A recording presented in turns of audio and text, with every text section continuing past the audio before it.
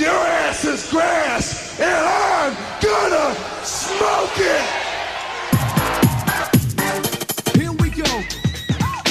Hello, everyone. Welcome back to Schwab. It's a very special Schwab today. We got Phelan, as usual. That's why it's so special, because Phelan's here. Yeah, wow, me.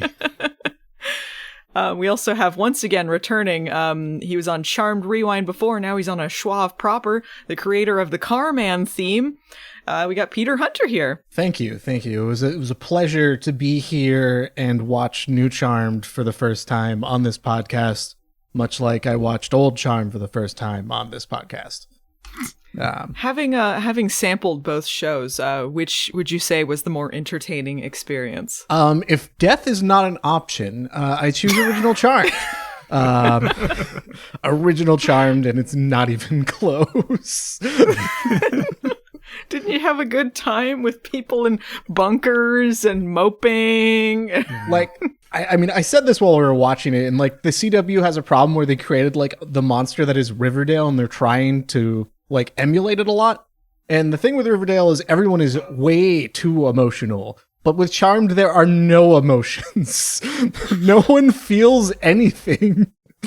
Charmed is trying to be supernatural. Oh. If it was trying to be Riverdale, I feel like it would be more fun. But Riverdale also like has better coloring too. Yes. Like they have like great lighting in their scenes, lots of great saturation, lots of visual interest with that 50s, 80s pastiche going on. This has none of that. Well, we learned the future is going to have a blurry vignette over it, so that's pretty visually interesting. Yeah. The future is bright blue as opposed to muted blue, which is the rest of it. God, it's so ugly looking. Well, before we get too far into the episode itself, I wanted to cover some things beforehand. First of all, I erroneously credited Phelan with the George Binks nickname. I just wanted to note it was someone in the comments, and apologies, I've already forgotten who it was, but they did come forward to claim it. So George Binks was from a fan in the comments. I also wanted to say that we got a couple of fan arts of the death of CarMan. Oh, yeah, I saw one of them. It was glorious. It was very good.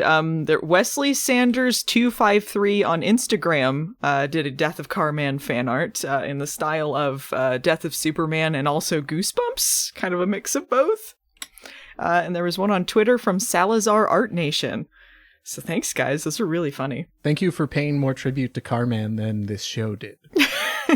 He wasn't even mentioned in the recap. No. Yeah, so there was a little bit of information about this. Apparently, this is according to Eric Balfour on Twitter. He was not available, which was pretty obvious. He wasn't even in the same state as them, or province.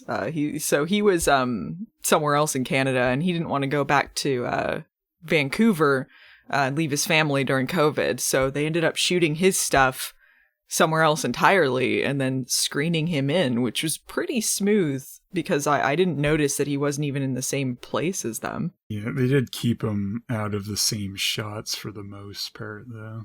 They did. The stuff where it was like phone call stuff and Skype and all that, that's pretty obvious what they did there. But they did screen him into some shots or shoot some things around it where it appeared he was in the same place as them. And I thought it was pretty good because I thought maybe they just had him for a couple days. Mm-hmm. But yeah, but he's the reason that you're on here, Peter. Yeah. You were the one who said you wanted to come on and pay him tribute. I mean, it's just like you were saying in the last episode, CarMan was like what was getting you guys through the show, and CarMan was what getting me through the show too. Well, do you feel satisfied with the CarMan content of this episode of Charmed? What CarMan content in this episode? They didn't even show a clip of him. No, nobody cared that he died. He wasn't in the recap. They had more Bimmy and Jimmy than friggin' CarMan. Yeah. Bimmy and Jimmy.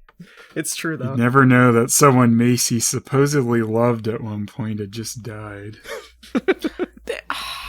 They didn't even recap things that would have been important to recap. I thought the recaps were supposed to be hey, remember this? This is going to be important. But we couldn't even remember shit about what was going on. No. Peter had to do some Googling, oh yeah, that's what this necklace was, because we didn't remember. It's been 8 months since the last season aired. We don't remember shit. Yeah, they had quite a long callback to something in this one, which, yeah, that would have been helpful in the recap, at least. If you're not going to say, hey, we killed CarMan. No, we had to see that Jordan picked up a package. That was really important for the recap. Yeah. I would never remember something that important. Especially when he delivers the package in the very first scene. Would not have remembered. Yeah. I don't think CW knows how to do these recaps. When they did, when we were watching Supernatural, they kept doing, the most pointless recaps. There'd be episodes where it's here's a... Yeah, they would recap pranks to be remember when they do pranks? This episode's a comedy episode where they do pranks. It's well, we didn't need to be reminded that pranks exist. All right, well, you guys want to jump into the episode today? I suppose. That's why we're here, right? It's what the listeners We're here to want. discuss the excitement of New Charmed. We watched Season 3, Episode 3, Triage. Can you say it? Triage? Oh, no. Oh, no. I didn't realize that was the title. Is that... Did I pronounce it correctly? No, you did. It's a pun. It's a pun. What is it a pun on? Because the tree. Because the tree. Magic tree. Yeah. Oh, yep. Okay. I thought it was just because there was 3 of them. Nope. Triage. Yeah, the tree. Oh, okay. It went over my head.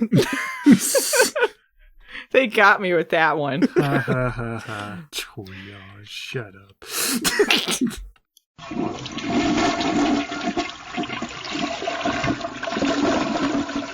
Okay, well, the episode starts with George Binks himself. He's going to see Abigail with the pouch that he has gotten from her sister, and she is dying of plottitis. Abigail ain't doing too good. Gave us a lot of false hope that she might be dead. She is coughing up some of Jimmy's black ass smoke. Everyone's addicted at this point. I was listening back to that episode because I don't remember anything about what we do. So I was listening back to the last episode of last season, and we kept joking about how they were smoking Jimmy's ass smoke and becoming addicted to it. Okay. It came true. The dummy triplets are explaining what happened with the Black Amber to each other, because apparently that whole last episode, them being complete dumbasses, they still didn't get it. Wait a minute, magic's dying. They have to keep reminding themselves throughout the episode, too. They go to do something magical, and oh, it's not really working right, 'cause magic's dying, yeah! Oh, yeah! The poison I knew there was for something. Cusco. Cusco's poison. The Guardian appears, and she's a Force ghost now. Yeah.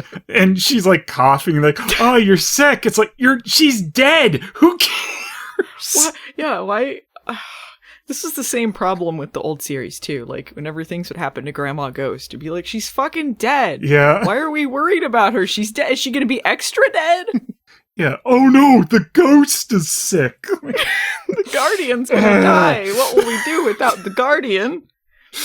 She'll be triple, double, extra dead.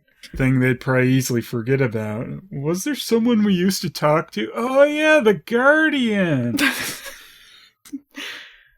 The Guardian warns them. When the last petal falls, the beast will die. She says that when the last leaf on the stupid magic tree is gone, then magic will be gone and everyone will be fucked. So maybe they should get on this. In order to restore life to the magical world, it requires the greatest power and the greatest sacrifice. And then cut to them at the bar, and they're was there something we were supposed to be doing? What? Oh, we're dead! This is the most generic of generic instructions. This is the love that Charmed has for talking about the oncoming storm. It just means nothing. But it seems very specific for them. They're oh, I guess that means that the sisterhood has to be broken up. What's greater than the sisterhood? Yeah, like, this makes me want this ghost to double die even more. It's just like, just say what you mean, you stupid ghost. I mean, yeah, it's not like it's something they don't know. Like, they know what it is. They can just say it. It's not like a cryptic riddle that they found in an ancient book. Like, hey, get the fucking source and bring it back. Yeah. And then one of you has to die. Yeah, that would be so nice. G just could have said that. Well, luckily they're able to jump to conclusions, and apparently they're the right ones. I guess we'll see. We also see their stupid books, I guess, are written in magic ink because, like, the pages start to fade away. It's like, you could just wrote this book normally. Yeah, kind of a bad policy, frankly, to make your book disappear. Yeah.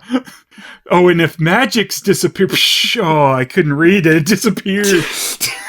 Disappeared like Marty McFly. See, it's interesting that when they're told the greatest power, they need the greatest power. Like, you would think that they would think, oh, the charmed ones are the greatest power, because that's sort of their deal, right? Yeah, and they are self-centered that way. Yeah, but Macy immediately is like, oh, the source. The source is, like, way more powerful than us. Oh, definitely the source. Like, we suck, but that source might be good. Let's bring the source back. That never turned out bad for us. This apparently happened. I still don't really remember any of this, but we had to look up what it was. So there's a necklace that they put the source into, and they broke it up into 3 pieces, and they told each other they were going to put it on 3 different points on the earth somewhere, and then have Harry wipe their minds so that they don't know where it is. I vaguely remember Harry wiping their minds for something. This necklace was just not retained in my memory. Yeah. Mel shows, like, the Aladdin and the Adventure of All Time method of hiding it in the future. Yeah, well, they need to figure out what they did first, and Harry didn't know. He just wiped their minds, and I guess just blindly, like, I'll figure out what to wipe, but I don't know what I'm wiping, because he didn't know where these pieces were hidden. So they're like, oh, let's get Abigail to do her demon mind melt. So Abigail does that, and they have these flashes of these, like, clues in their heads, but they don't have specifically where the location is, just these fragments.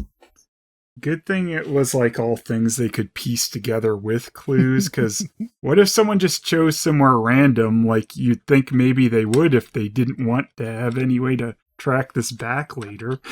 Yeah. Macy makes a comment. She says, well, who knows what magic going away will affect? And that's for a comedic segue into some jaunty music playing, and we go to England, and Jimmy is a florist. Great stuff. Why the hell did you do that? He, because magic is fading away, I guess that potion's fading away, even though they made it clear that potion would fade away eventually with other people, so I don't know why it wouldn't with Jimmy. But regardless, he has a flash of memory to his ass smoke and realizes, hey, I'm ass smoke guy. I'm not a florist. He angrily tells his boss he quits or something. I like when the lyrics say, I'm out of the Matrix after he comes back. God, that song is so bad. Yeah. This setup I actually liked. The payoff was lame as fuck, but it's like, okay, Jimmy's a florist, and that's kind of humiliating. Maybe he's, a little bit indignant about the way they treated him, and then, like, the payoff is nothing. It feels so pointless that anything of this arc ever happened. I would have liked this better, too, if it came, like, a season later or something. Like, give us time to forget Jimmy, and then you have something that affects him and has him come back. Yeah, like, we didn't have any time to miss him. There was 1 episode between that and this. Yeah. Jimmy didn't even need to be in the episode. Like, it didn't matter. Jimmy didn't matter. No. Jimmy, in the terms of the series, it looks like Jimmy didn't matter. No. It started out like something, and then even this ending here is not like a payoff to what they set up. It's just like, why did this happen? Like, unneeded. It's not even like the lazy, like, writing things like, oh, we need a 3rd act climax with this. Like, no, they had a 3rd act climax. They had it. Mm-hmm. It was, they spent the whole episode talking about it. Yeah, see, I thought them writing him out like they did before was because they were like, we need to wrap up season 2, but maybe put him on ice and maybe we'll do something later. But then they were like, no, never mind. Just kidding. So we have Jordan and Maggie, and they're going to the portal in the bunker to find her necklace piece. While they're doing this, Jordan is talking about his Abigail sister adventure in the woods. It amounts to he went to a house and he didn't see her and she left a package outside. It was a real cool adventure. I don't know why Abigail couldn't do this. Why did he have to go to the house and then pick it up? Why couldn't Abigail just go? I don't know. I guess because her sister's mad at her. But she could have just left it outside for her then, too. But she had to set up for second breakfast. What about breakfast? We've already had it. We've had one, yes. What about second breakfast? Yeah, they all just kind of pair up to do this fetch quest. Yeah, basically. It's like they've been doing all last season. Everyone's got to break up into their little pairings. Yeah. Maggie's like, well, that was a cool adventure, but prepare for an adventure even greater than that. Michigan! Expect her to say prepare for trouble. And make it double. So they take off to go to her sorority, where she apparently hid it. Is this where Lucy was going to be if they could have gotten her? Oh, it might have been. They did, yeah, on Twitter, people were saying, I believe one of the showrunners, he said that they attempted to contact her actress to be back for season 2 in some capacity. Or season 2, it might have been the ending of season 2 if they were intending to do this then, but she wasn't available. She was probably doing Hallmark movies. Honestly, time better spent. That's very true. But it would have helped us a little bit to be a little less bored. Yeah. Maybe it's better that her character was kept pure and not tainted by season 2. So Mel is talking to Abigail about her clue, which is the name Evergreen and some numbers. So she thinks like it's an address or something. Oh, this was so stupid. Abigail calls her a goody two boots. That's not clever. No. I don't know if that was meant to be an insult or like Abigail just didn't remember the phrase. It seems like something I would say when I don't remember like a phrase correctly. It was bad. So they're thinking about this clue, and then like Mel's like, hey, maybe it's actually my mom's grave. Yeah. That would fit a little better, I guess. I forget what the connection is between Evergreen and her mom's grave. Is that the cemetery? Yeah, that was the name of the cemetery. Why would she? Yeah, so she's running down like all these other evergreen things, and like, oh yeah, there's that one thing that actually has significance to me that's named Evergreen. Like, that's the last thing I would think of. Why would they put it in places that were significant to them, though? You would think if like they didn't want anyone to know where they hid it, even themselves, they would put it some rando fucking place that meant nothing to them. Like. Yeah. Yeah, I mean, it's just like a writer's trap where like what you're saying logically makes sense, but also like if you're having the characters visit it, it has to be something that means something to them. Otherwise, there's going to be a big audience disconnect. But because it's just randomly Unlike now. happening, yeah, there's still a big audience disconnect. So, anyways, this was a very poorly written episode. It was. So they figure, so Evergreen's the cemetery, and the number is possibly a date. So maybe she hid it in the future, because she was a time witch before. Remember? Could she travel in time, or she just manipulated it? Like when she would like pause? I thought she just manipulated it. I don't remember just doing blatant time travel. Because I feel like a time travel watch was a thing they maybe used once, but I could be making that up in my head. I don't remember. Honestly, they just wanted to use it for the setup they do later. That's like the only reason. Yeah. I don't know. Regardless, this guess is correct. Everyone's jumping to these conclusions that are magically correct. Or maybe like one step removed. It's very easy. So that's how you hide something and never find it again. You leave a bunch of clues. Maggie and Jordan are at Maggie's old sorority, where they're having a masquerade ball, which she calls amaze balls. Jordan calls her out on it, and thankfully, thank you, Jordan. Yeah, The hero I of the wrote Jordan episode. rightfully makes fun of her. Yeah.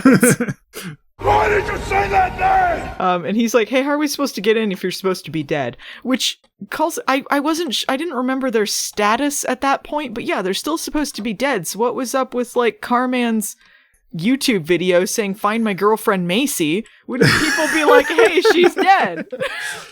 Yeah. Maybe they're all like, ooh, we better not tell him. He'll be like sad if we tell him she's dead. Yeah, they're like, oh, your girlfriend died in a fire a long time ago, man. So she's like, well, because they're having this ball, we can put on these costumes and sneak in. And Jordan's like, all right, that's cool. As long as I don't have to play dead again, like some kind of Daryl. Remember when they made him play dead? Yeah. At least they got his permission. They didn't just steal his soul and be like, we need it. Shut up, Daryl. There's that one time where they killed him against his wishes. Did they kill George Binks before? No, Daryl. Oh, Daryl. Yeah, that's what I was saying. Like, at least they didn't do like they did to Daryl and just take his take his soul without asking. Mm-hmm. A bunch of creeps. Yeah. So they're planning that. Macy and Harry are looking for her piece in her room, which I thought was kind of dumb until we realized, oh, it's just part of like her clue there, which is Yeah. It'd be really dumb if one of them just hid it in their room. Yeah. Thank God none of them did that. So she pulls out a pair of sandals from under her bed. That was her clue, with the sandals. And she uses science to scrape the dirt off of her shoe and study it. And then look at the compound to discover the exact location, which is like an Antarctic island. This was ridiculous. This is another thing, too, where it's like, why would she keep the shoes where she hid the thing she never wants to find again under the bed and just have dirt on them as a clue to lead back to it? Peter, you were pointing out something about the compound, like it wasn't even that big of a clue. It was like volcanic sand, which is like a lot of beaches like are covered in that. And then like if she had used magic to figure out what island it was in like a minute, it would have been less annoying than like using science. That's why you mix both of them. You can't just. That's what's good about her character is when they can put the science app with the magic app and then figure out together. But just sounds kind of stupid when you do it this way. Yes, it does. All right. Well, they try to orb out, and at first they're like having trouble, like they're trying to rev up the car and it's not working. And then Macy goes, "Oh, magic is slipping away." Oh yeah. Right. They managed to slip through. Hopefully they don't get stuck there. We cut to, I think, the most ridiculous fucking scene in this episode. In the bunker, Mel takes some cocktails out of the wall, and she's on a Skype call drinking with drunk old Celeste. Yeah. She's back with your fucking alcohol. Did they listen to our podcast? Did they do this because of the podcast? They hear drunk old Celeste. It was so funny. She's just drinking like margaritas, or I assume skinny margs. Hey, they bring up skinny margs. She has like they do. Like the magic dumbwaiter to give them drinks and stuff. They have at the bunker. It's so dumb. This was ridiculous. The woman who plays Celeste was clearly filming either from a hotel room or her house. Yeah. Oh, yeah. On Skype. Like, they just mailed her this watch prop, and they're like, just kind of film it on a webcam. Mm-hmm. Do what you can do. She clearly wasn't made up like a TV production had, like, done her hair and her makeup for her. Mm-hmm. Like, it's okay, because she's at home sick as magic. Yeah, she's dying. It's true. There's a reason in the story. It all makes sense. And she goes like, I'm not in a condition to trap. Let's be real here. Even if she wasn't being affected, she'd be like, I'm drinking. It's happy hour. She's in no condition to leave the house anyway. I can't orb and drink. I'm responsible. Behind the wheel. I don't have a designated orbiter tonight. All of them are dead. Orbs herself into space by mistake. It's happened to too many drunk white lighters. Yeah. So they figured out that Mel has left the necklace piece in 2070. So Celeste gives her this this watch that can help, and they explain if Celeste alters this watch, that means that she'll age and die like any other person. Oh well. What would we do without Celeste? Were we worried about that? Was this supposed to be sad, or? Wouldn't have been surprised if they just got a phone call saying she was dead already, but she was resigned. Mm-hmm. She was just like, oh, whatever. It's cool. I don't know if I've this been alive too long, and like I've had a few sober hours, and I did not care for them. You think this was just their way of writing her out because they're like, either we don't have anything else to do with Celeste, or we can't get her back, so we're just like, she'll just die. Yeah, maybe. No, things are getting sad. Yeah, nothing of value was lost though. Yeah. By the way, I just meant the show was sad, not the story. Oh. I just mean like it's pathetic. Oh yeah. Well, yeah, that was very clear. So Mel and Abigail travel forward to the 70s, and disco is back, baby! Everyone's got the flare pants on. Imagine if they did it like they did time travel on the old show. It would be something stupid like that. I mean, we did see flying cars in the distance. It was pretty silly. And like holographic flowers, those were our two signifiers. It's the future. Oh, right, yeah. Remember when they did the future episodes of Old Charmed, and the manor had been converted into like the Halliwell Museum? Right. Oh god. It's just like a relic for them, a monument to them. Yeah. They had a bunch of flying cars and then like a looping video on a billboard of just some guy like punching the screen with some flames behind him or something. Just nonsense. I did not understand now this blurry vignette though for the future scene. It's just like, it makes it look like a flashback or a dream. Yeah. Maybe they wanted it to be visually distinct, but they've already like color tinted everything like garbage, so they're like, how do we make this look visually different? We don't want to like color it normally because then it might actually look better, so what are we supposed to do? In the future, things are blurry, sure.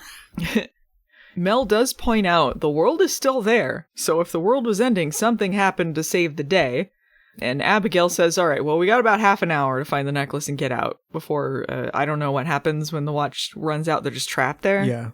So, back with Maggie and Jordan, they're dressed like pirates. They're snooping around the sorority looking for the necklace. And Jordan finds a memorial wall dedicated to Maggie. R.I.P. Maggie Vera. It was, they did get the costumes off to other people. Like Peter was saying, it would have been more funny if they just beat them up and stole their pirate costumes. What did they end up doing to get them? They paid for them. Oh. Yeah, not fun. The one time they decide they have morals. Yeah. This Maggie wall had very much shades of like Phoebe's memorial at the newspaper. Definitely. Like, she was the most important journalist. Maggie was the most important sorority member we've ever had. She invented the keg stand. Yeah, they have a picture of her doing a keg stand, and it says Kappas do the Maggie, and she says it's some sort of drinking move. It's just a keg stand. Look, maybe she does it better. I don't know. I don't feel like we got enough time with this version of Maggie to feel like there's been like a lot of character growth. It was just like a little bit, and then like it went to Boring Town, and then we're like, all right, like I would rather see like flawed characters growing than just like this. Just be told they grew via nothing. Yeah.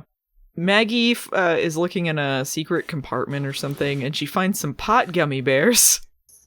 Right as someone walks in and recognizes Maggie, even in her mask, that it's foolproof. How would anyone recognize Maggie in this mask? Because everyone's always thinking of the Maggie, like their lives can barely move on without Maggie.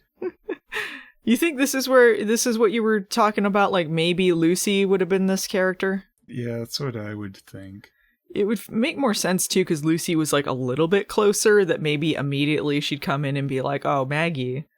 Yeah. I mean, I realize the mask is not very good, but I feel like a year or so later, you probably wouldn't immediately be thinking about this person. Well, they have her on the wall. She was just that important. She was standing like right across from it, huh? It was someone who didn't even go a full year. This random college person runs off to drunkenly tell everyone that Maggie's still alive. This goes nowhere, by the way. Everyone just, I guess, didn't believe them. Mm-hmm. Meanwhile, Macy and Harry are in the Antarctic.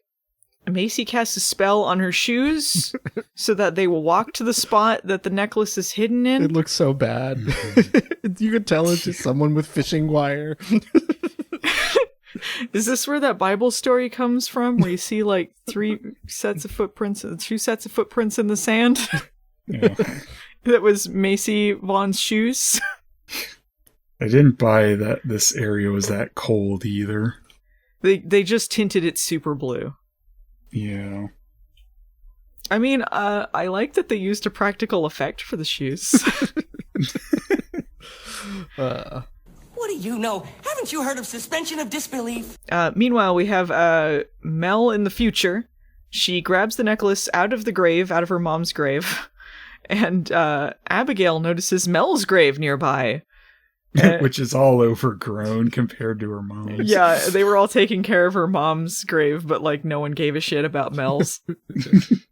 I love that it's got like the charm trifecta at the top of it. Yeah. Pretty good. The date that they see on there is today! Dun, dun, in the past. dun. Their day, but not that day, because they're in the future, but the day that they left. Valentine's. Yeah, Valentine's Day. Did it say Valentine's Day? February 14th, yeah. Okay, I didn't know if I wasn't paying attention to the date to see if it actually synced up with the real world date it aired. They didn't even say anything about Valentine's Day. No.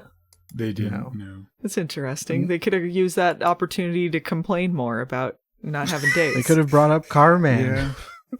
They could have brought up CarMan. We're recently dating him and he's dead. Oh, well, she's moved on. Abigail's like, hey, that great sacrifice, that's your sisterhood. You died, you were the one who died to give this great sacrifice. And Mel's like, yep, I gotta die for everyone else to live. And they're interrupted. Okay, this might be the second funniest. No, this might be the funniest episode in the scene in the episode, actually. Funnier than drunk old Celeste. Old Ruby shows up with her granddaughter to go visit Mel's grave and talk about, we can't forget the sacrifice Mel made for the world. Old Ruby? This is silly.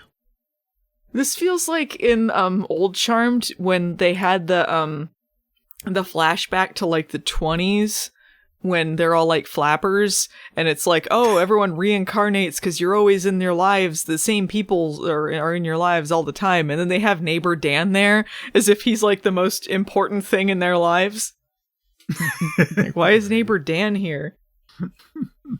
In season 3, I bet Ruby's not even, like the rest of season 3, I bet Ruby's not even going to be there. Oh, 100%. Or she's going to get written out really quick. 100% she's not going to be there. Yeah, and then by season 4, like, it's just going to be like, oh yeah, remember Ruby? Yeah. Or they'll like have her die and Mel will be like, oh, this means the future can be changed because I saw her there and she was alive.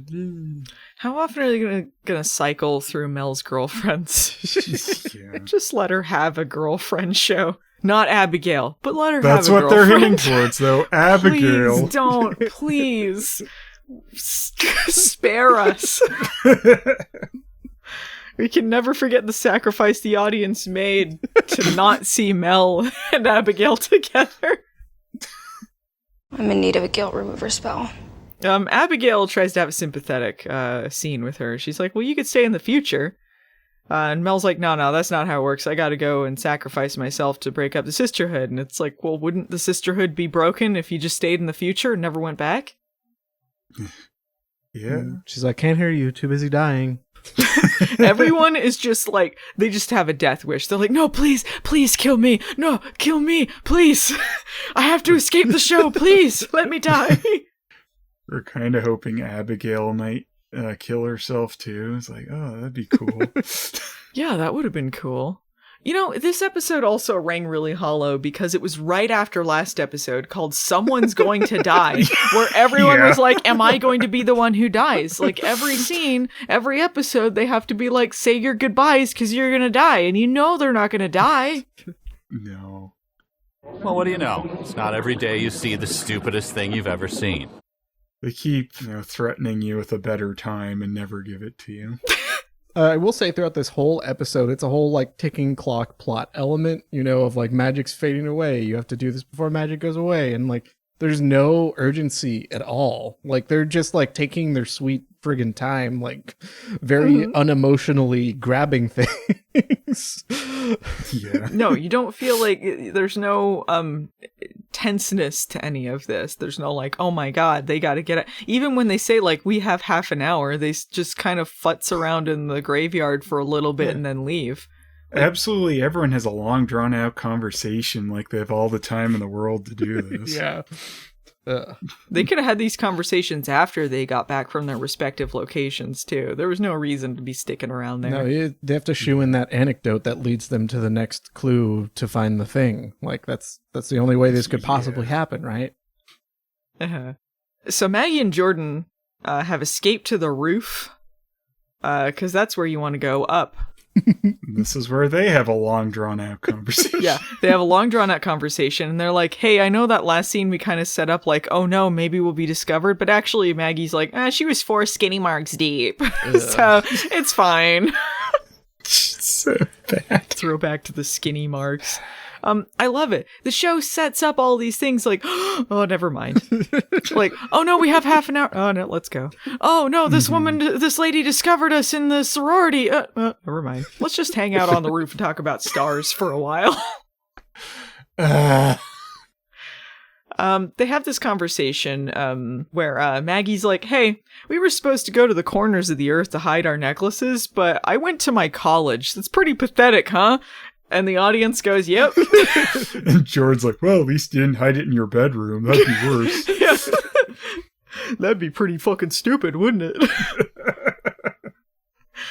And so maybe she was kind of dumb back then, but Jordan's like, you should be proud of who you are now. A dummy not in college.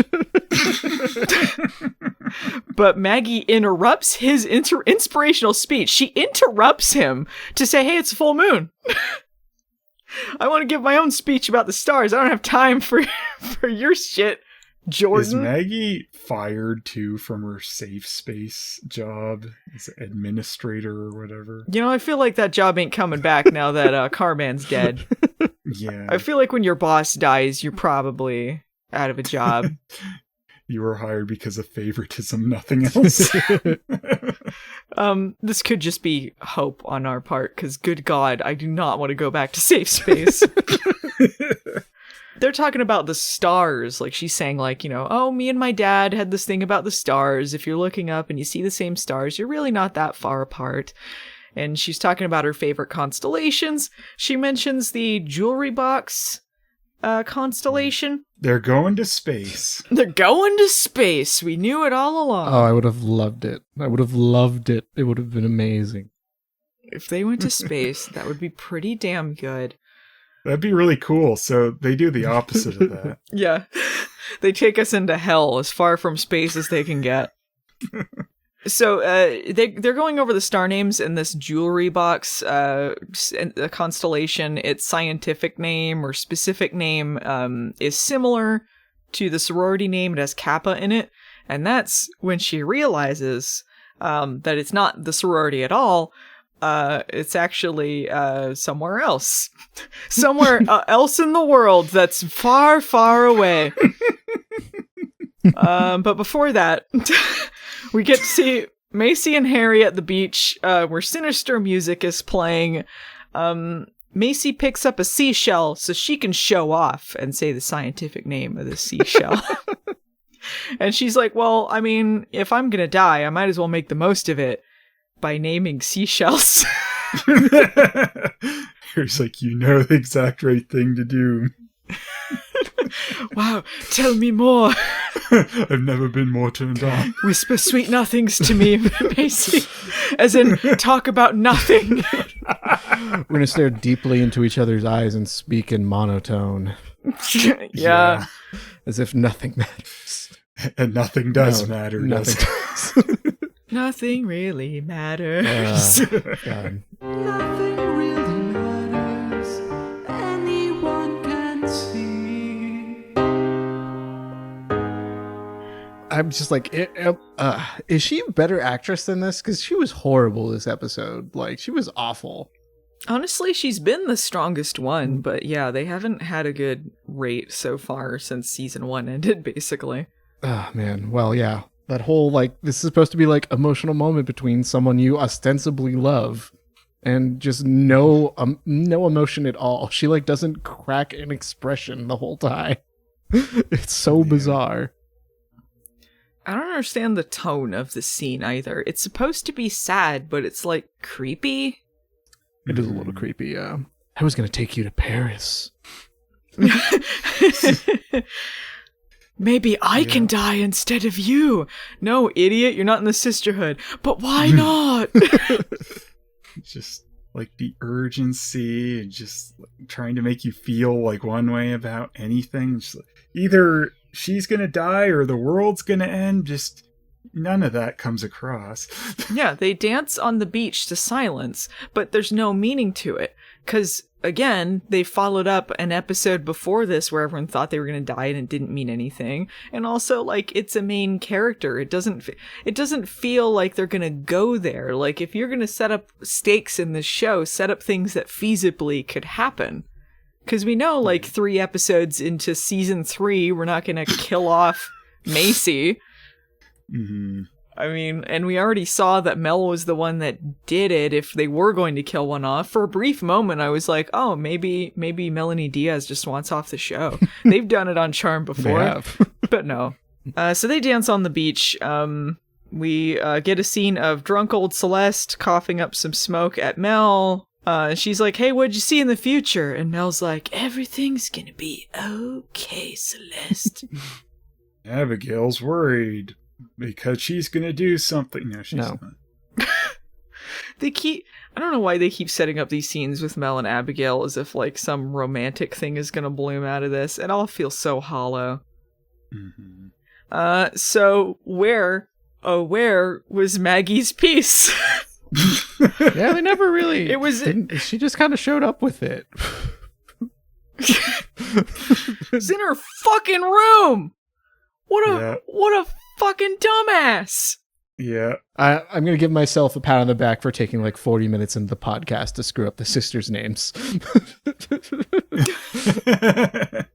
Maggie hid her stupid piece in her jewelry box in her bedroom.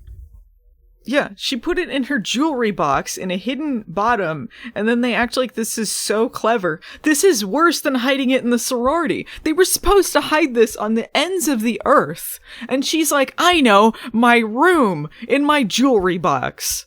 Maggie's like, what's the laziest thing I could do? Look. This was the dumbest thing. Yeah, look, no one would suspect Michigan, though, like in her defense. But it wasn't in Michigan, it was in her room. Where's the house? The house is in Seattle with them. It transported, and it's invisible. Oh, that's a major metropolitan area. Never mind.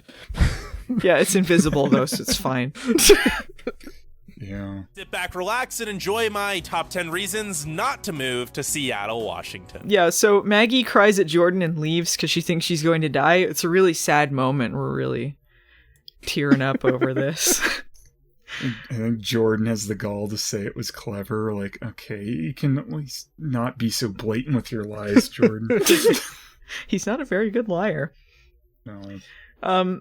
In perhaps Abigail's most #relatable moment, we get a shot of her passing out. That's it. They just stick a shot of her passing out and then cut to the next scene. It's about what the audience wants to do, yeah. She just falls onto a couch.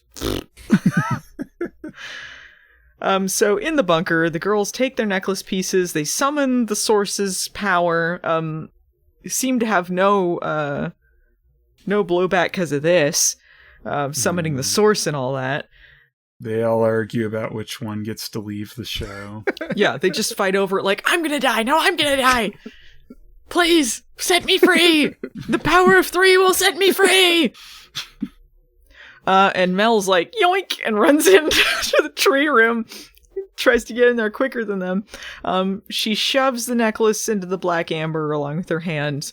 But the other sisters run in and shove their hands in too, so they can face their destiny together.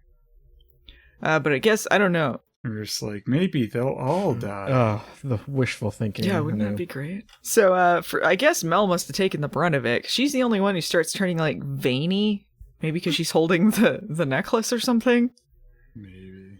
But she turns veiny and falls over. The audience is like, oh no, has Mel died? In the bunker, Harry's just waiting there when Jimmy shows up to taunt him. A floral arrangement for him, so that was nice. Will you be my Valentine? And that's when Harry fucks himself.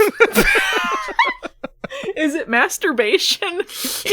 Maybe. He's put on his Assassin's Creed coat again, and he's evil again for some reason.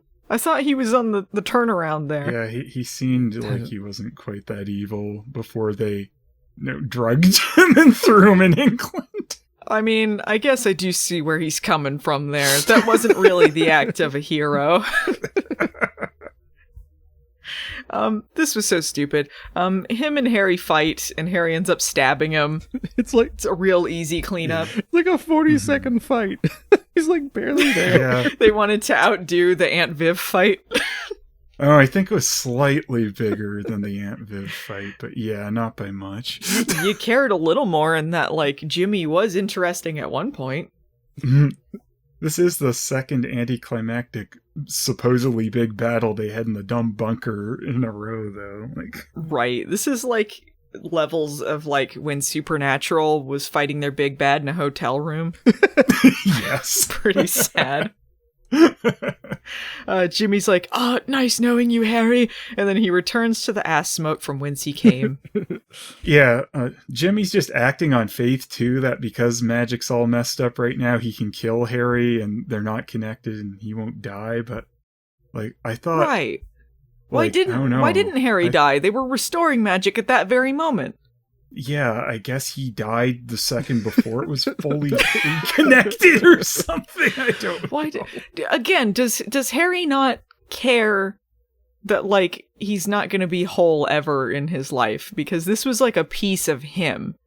He just kind of shrugs and doesn't even mention it. He doesn't mention it. Like, what? It's not like you lost the actor. You could have done something with this. Jimmy is gone and forgotten like CarMan. Why did they write him out and then bring him back just to kill him? That's stupid. Yeah. Like, we had one episode. We didn't have time to miss we him. Had 2 scenes. It was it. Yeah. And like that the payoff to that setup, like they have him be a florist and he's like, oh no, and then he comes back and then just dies in the next scene. Like, who cares? Yeah. Just seems like unnecessarily mean. Like, hey, we wrote him off with a nice exit. Actually, let's bring him back and kill him. It's like they rebooted their reboot in the middle of the reboot. Like, they were like, we're doing this, never mind, we're doing this. Oh, actually, what if we did this? Mm-hmm. We're 3 episodes in. No one can get away happy. You'll be pleased to know the girls emerge unscathed. Macy says probably one of the dumbest things she's ever said. She's like, the great sacrifice was our willingness to die for each other. Like, what? Perhaps the greatest sacrifice was nothing. We sacrificed our sacrifice. We sacrificed us dying to not die, so we didn't die, and then if we...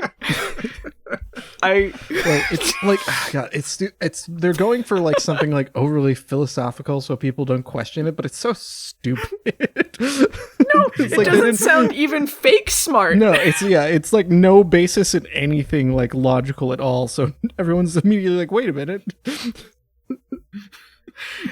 Macy's supposed to be the smart one.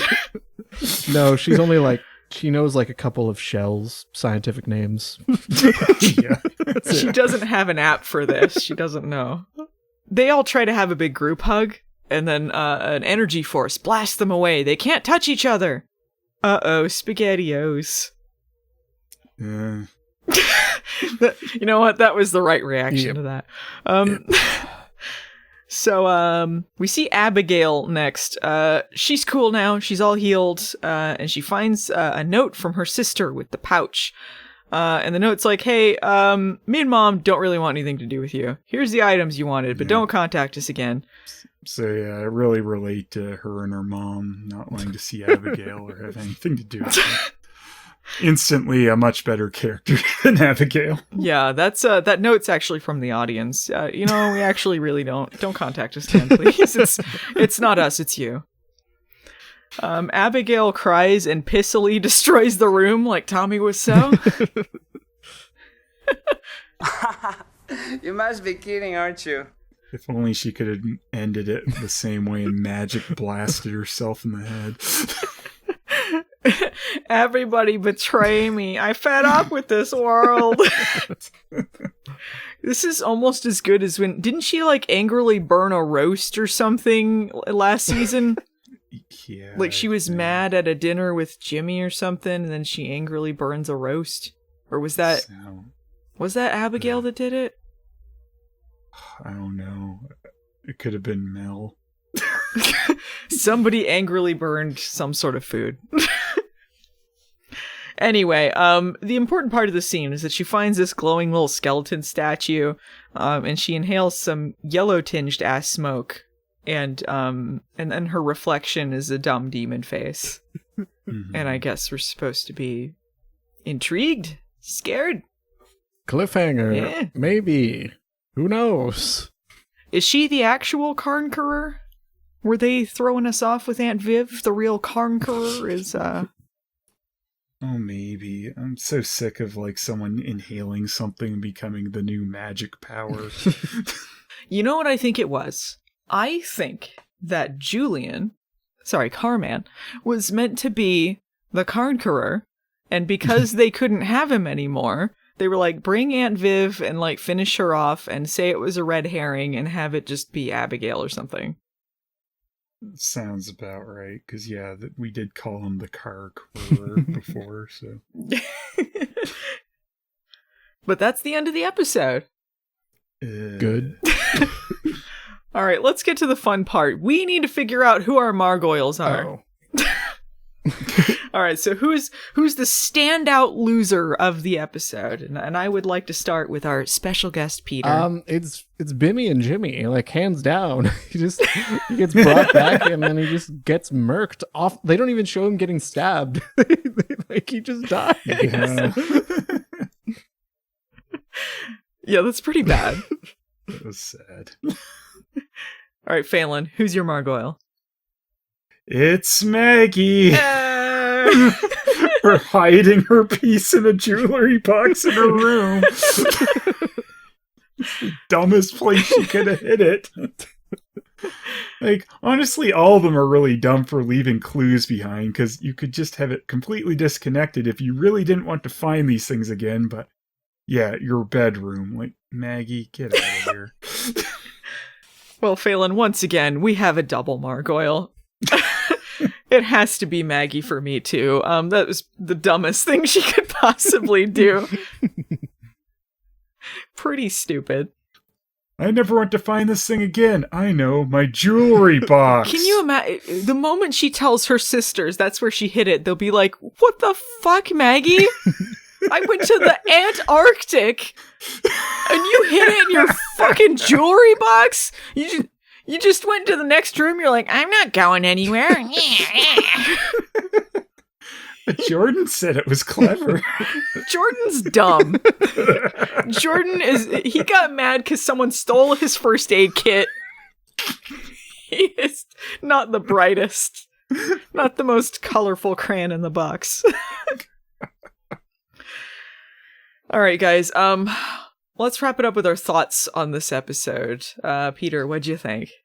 I thought this was really bad. I thought that the performances were really uninspired. There was no tension, not a lot of emotion, considering all of the high stakes things happening. I don't know. Like, Abigail was like my favorite character in this episode, but apparently she sucks. Oh my god. Yeah. I mean, I guess she comes off better when she's sick and almost dying. Yeah, so R.I.P. CarMan. The show, as far as I can tell, has been ruined by his absence. All right, Phelan, what'd you think? They gave it no weight again. You're supposed to think this big event is happening. Like, oh no, magic is dying. Like, we don't see much besides people coughing.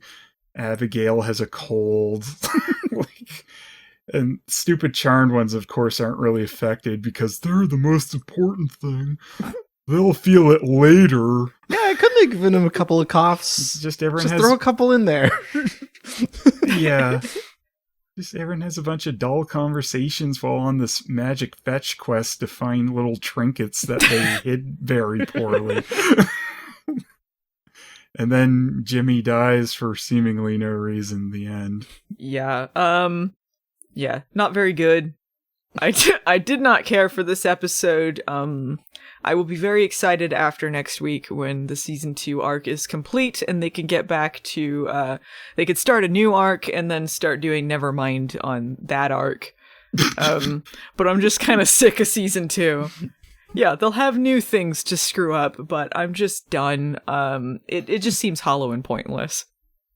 I didn't feel anything really. And we didn't see a CarMan monument anywhere. Yeah, the future should have been like, there should have been a giant statue in the middle of the cemetery of CarMan. But alas, I think that is it for this week. If you guys enjoyed this podcast, I'd appreciate it if you liked, subscribed, or reviewed wherever you're enjoying this. You can find us in audio form at anchor.fm under Charmed Hard with a Vengeance or Charmed Rewind. You can find us on YouTube under youtube.com/movie nights the series or youtube.com/Phelis. You can find us on Patreon at patreon.com/movie nights and patreon.com/Phelis. Peter, what plugs do you want to do? A short story I wrote was featured in this collection called Curtains, and all of the proceeds go to benefit Save Our Stages, which is a nonprofit organization helping struggling music venues and just event venues during the pandemic. Check that out. You can find it on Amazon, Kindle, Nook, whatever, all of them. Because Lord knows we want to have stuff to do when life returns to relative normalcy. So check that out. Awesome. All right, I think that's going to wrap it up, Charmanders. What hashtag should we use? Hashtag CarMan erasure. Hashtag Skinny Marg Maggie. Hashtag nobody dies. All right, that wraps it up. We'll see you Charmanders next week. Bye.